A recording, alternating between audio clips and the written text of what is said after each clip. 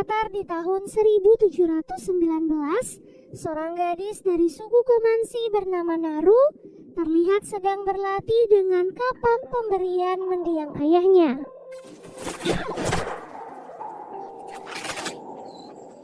Saat sedang berlatih, Naru dan anjingnya yang bernama Sari melihat seekor rusa, jadi mereka pun bekerja sama untuk menangkapnya.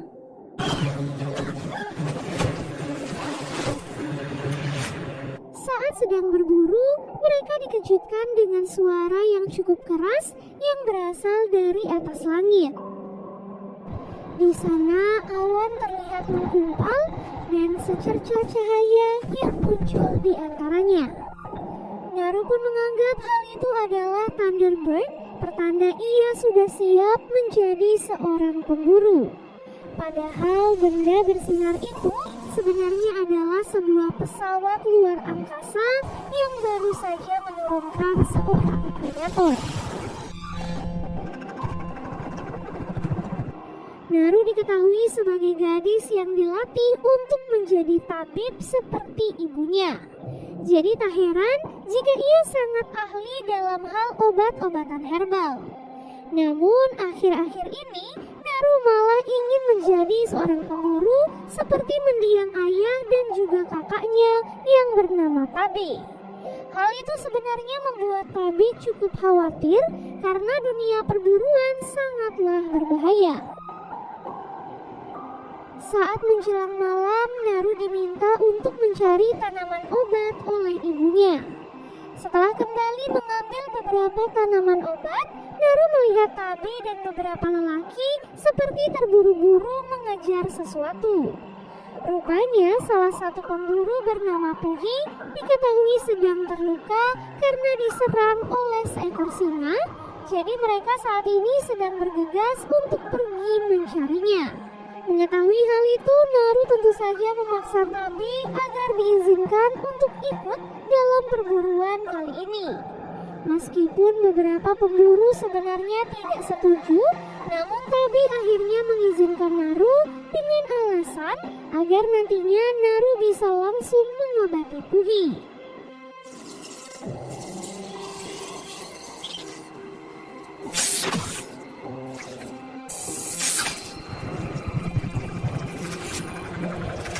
Kemudian berangkatlah mereka semua mencari Puhi dengan bantuan Sari sebagai penunjuk arah. Berkat bantuan Sari, mereka pun berhasil menemukan Puhi yang sedang dalam keadaan sekarat. Para lelaki pun langsung menyiapkan tandu untuk membawa Puhi, sementara Naru bertugas untuk mengobatinya. Saat dalam perjalanan pulang, Tabe memutuskan untuk berpisah dengan mereka karena ia harus mencari singa yang sudah menyerang Puhi. Sepanjang perjalanan, Naru terus memikirkan keselamatan Tabe karena ia percaya kalau bukan singa yang menyerang Puhi, melainkan sesuatu yang jauh lebih berbahaya. Hal itu diperkuat dengan ditemukannya seekor ular yang sudah dikuliti di dekat lokasi tersebut, di mana hal seperti ini tentu saja tidak mungkin dilakukan oleh seekor singa. Khawatir akan keselamatan Tabe, Naru pun nekat untuk pergi menyusulnya. Ia yang baru pertama kali berburu terlihat panik di tengah kegelapan. Namun Tabe dan salah satu temannya akhirnya berhasil menemukan Naru. Saat itu Naru mencoba menjelaskan pada Tabe kalau hewan yang menyerang Puhi bukanlah seekor singa, namun Tabe tidak mempercayainya dan tetap akan berburu singa malam ini. Naru dan salah satu pemburu lainnya lalu bersiap di atas pohon, sementara Tabe akan menyiapkan sesuatu untuk memancing kedatangan singa tersebut. Saat sedang menunggu di atas pohon, seekor singa tiba-tiba datang dan langsung menyerang pemburu yang ada di sana. Dengan mulut penuh darah, singa itu pun berjalan perlahan dan mendekati Naru. Naru yang ketakutan tidak sadar telah mundur terlalu jauh sampai ia pun jatuh dari pohon dan pingsan tak sadarkan diri. Beberapa saat kemudian Naru terbangun dan melihat sang ibu sedang membuatkan obat untuknya. Ibunya berkata kalau Naru pingsan saat berburu, jadi Tabi menggendongnya sampai ke rumah dan sekarang ia sudah kembali ke hutan untuk berburu singa. Beberapa saat setelah meneguk obat dari sang ibu, ia pun mendengar semua orang berteriak menyambut kedatangan Tabi yang datang membawa tubuh seekor singa dengan kepalanya yang terpenggal. Kepala suku dan para penduduk langsung bersorak bangga karena keberhasilan Tabi. Berkat keberhasilan itu, sang ketua suku bahkan menobatkan Tabi sebagai ketua perang.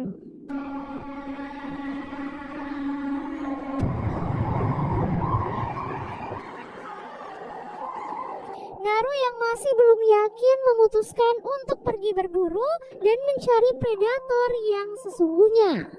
Ditemani Sari, Naru pun menelusuri hutan sambil menyelidiki beberapa bukti tentang si predator. Mulai dari jejak kakinya yang panjang dan besar sampai beberapa bekas cakaran yang ada di beberapa pohon. Si lalu beralih memperlihatkan si predator yang sebenarnya. Predator itu bisa membuat dirinya tak terlihat sehingga ia bisa dengan mudah membunuh mangsanya.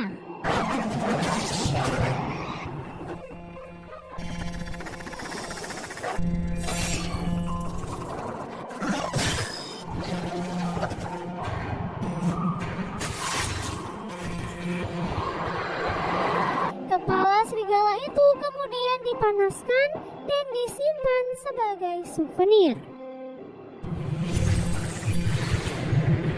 Kembali ke Naru, di tengah perjalanannya ia pun menemukan sekumpulan mayat bison yang sudah mati dan dikuliti. Hal itu pun membuat Naru semakin yakin kalau ada predator yang sudah melakukan semua ini. Setelah Naru pergi dari tempat itu, si predator menemukan jejak yang ditinggalkan Naru di dekat mayat bison. Predator itu pun penasaran dengan sosok Naru dan memutuskan untuk mengikuti jejaknya. Saat melanjutkan perjalanan, Naru tiba-tiba terjatuh di kawasan lumpur pemisah. Dengan kapaknya, ia pun mencoba menggapai semak-semak agar ia bisa menarik diri keluar dari lumpur. Beberapa kali gagal tidak membuat Naru menyerah begitu saja. Ia pun memanfaatkan lemparan terakhir dengan sangat baik sehingga berhasil selamat dari lumpur pemisah. Karena tubuhnya dipenuhi lumpur, Naru pun memutuskan untuk membersihkan diri di sebuah sungai. Setelah membersihkan diri, Naru melihat seekor beruang yang sedang menghabisi mangsanya di tepi sungai tersebut. Perlahan ia pun menyiapkan anak panahnya dan bersiap memanah si beruang. Mayat beruang itu rencananya akan dijadikan bukti untuk ditunjukkan pada Tabi dan ibunya sebagai pertanda kalau Naru sudah layak menjadi seorang pemburu. Namun saat ia akan memanah, tali busur panahnya tiba-tiba rusak sehingga si beruang itu pun mengetahui keberadaan Naru. Di saat itu Sari mencoba mengalihkan perhatian si beruang agar Naru bisa pergi menyelamatkan diri. Namun karena kurangnya pengalaman berburu, keduanya pun malah berakhir sebagai mangsa. Naru yang pasrah memutuskan untuk masuk ke dalam perangkap ikan agar beruang itu tidak bisa menggigitnya. Dalam ketakutan, Naru pun melihat si beruang sedang bertarung dengan predator yang sosoknya tidak terlihat.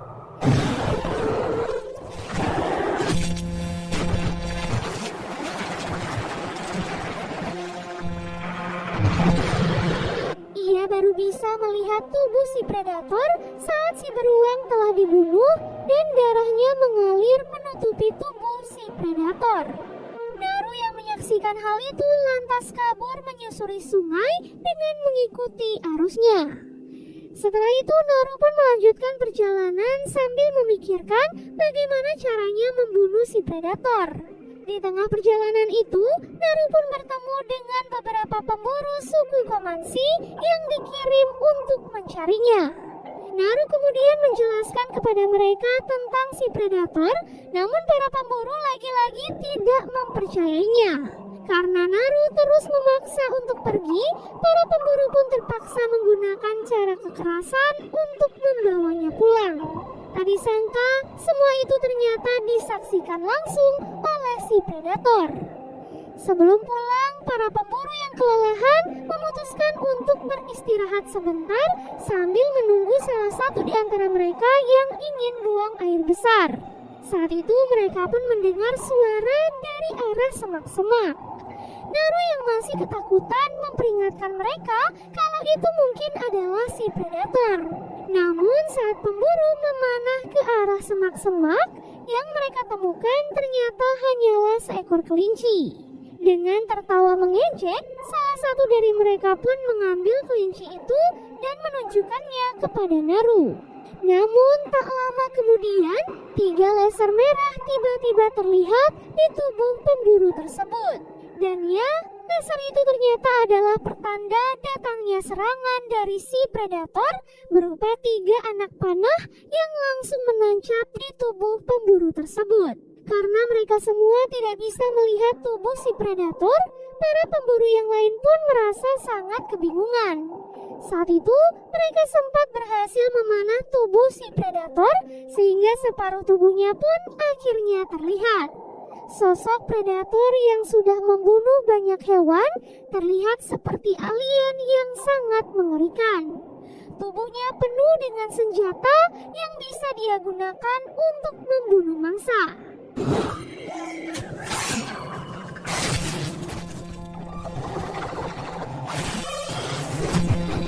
Saat para pemburu sedang bertarung melawan predator, Naru pun memutuskan untuk kabur melarikan diri.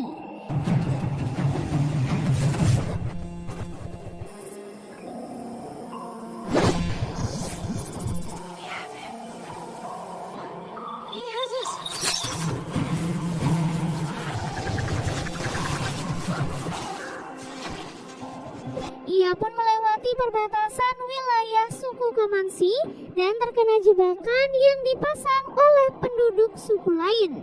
Suku yang diisi oleh pendatang asal Prancis itu kemudian menemukan Naru dan membawanya ke tempat mereka. Saat malam tiba, Naru terbangun dalam keadaan sudah terkurung. Melihat mantel yang digunakan oleh pemimpin suku, Naru pun sadar kalau mereka ternyata adalah orang yang sudah menguliti para bison. Jadi itu artinya, selain si predator, para penduduk suku itu ternyata juga adalah orang-orang jahat. Setelah itu, salah satu dari mereka pun mencoba berbicara dengan Naru dan menanyakan apakah Naru mengetahui sesuatu tentang si predator. Saat itu Naru enggan menjawab pertanyaan mereka sampai akhirnya ia melihat Sari dan Tabe juga menjadi tawanan mereka. Tubuh Tabe lalu disayat dan mereka berdua dijadikan umpan untuk memancing kedatangan si predator. Beberapa saat menunggu, si predator pun akhirnya datang dan langsung membunuh beberapa pemburu.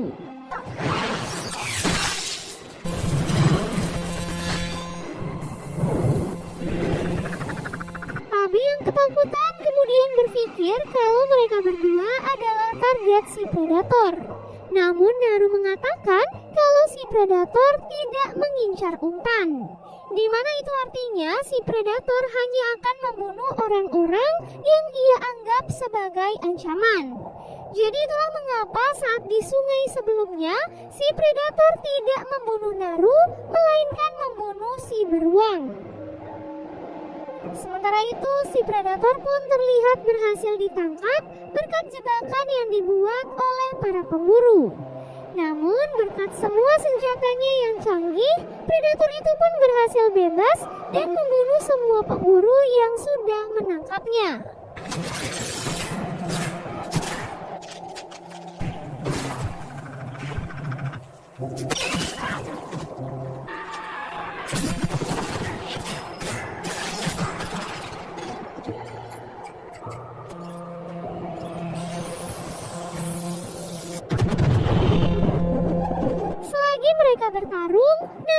Tabe juga berhasil bebas dari ikatan mereka. Saat itu Tabe bergegas mengambil kuda, sementara Naru bertugas menyelamatkan Sari. Berkat semua latihannya selama ini, Naru ternyata menjadi jauh lebih kuat sehingga ia berhasil mengalahkan beberapa pemburu yang sudah menangkap Sari. Setelah berhasil membebaskan Sari, seorang penduduk suku tiba-tiba datang dan meminta pertolongan Naru untuk mengobati kakinya. Sebagai imbalannya, si penduduk itu akan memberikan pistol untuk Naru dan mengajarkan Naru bagaimana cara menggunakannya.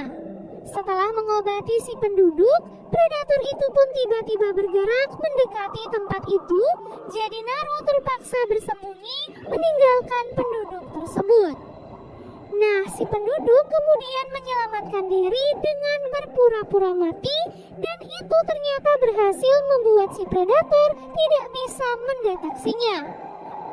Sayangnya, ia langsung ketahuan dan dibunuh karena ia berteriak saat si predator menginjak kakinya. Tak lama kemudian, Sari pun datang sambil menggonggong sehingga si predator pun langsung menargetkannya. Beruntung, Tabe tiba di saat yang tepat dan berhasil menggagalkan serangan dari si predator. Alhasil, pertarungan antara Tabe melawan si predator pun akhirnya terjadi.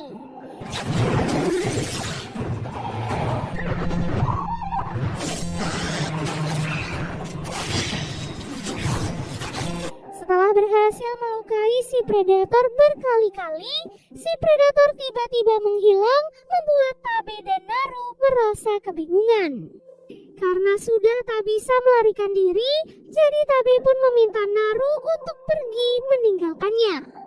Dan benar saja, cakar si predator tiba-tiba menancap di tubuh Tabe dan muncullah sosok si predator di belakangnya. Tabe yang masih hidup berusaha menahan si predator dan memberikan waktu untuk adiknya agar bisa menyelamatkan diri. Kematian Tabe tentu saja membuat Naru sangat sedih dan juga terpukul. Terlebih semua ini terjadi karena egonya yang sangat ingin menjadi seorang pemburu. Namun semua perjuangan Tabe akan ia manfaatkan sebaik mungkin agar bisa membunuh si predator. Pada malam harinya, Naru sengaja memancing kedatangan predator agar ia bisa mengambil bagian dari tubuh predator tersebut. Salah satu bagian dari kepalanya kemudian Naru gunakan untuk memancing si predator mendekati lumpur penghisap agar nantinya ia terjebak di sana.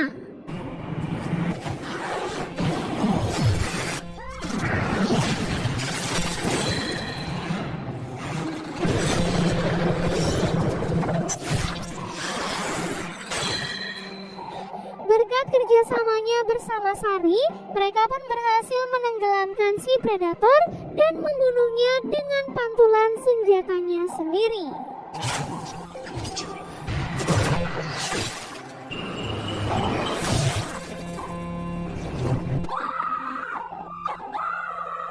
Berkat keberhasilannya itu, Naru pun mendapatkan apresiasi dari penduduk suku Komansi dan dijadikan sebagai kapten perang yang baru menggantikan mendiang kakaknya. Dan film pun akhirnya selesai. Dari film ini kita bisa belajar, meskipun di atas keraguan semua orang, jika kita yakin dan terus berusaha, maka apapun yang kita impikan pasti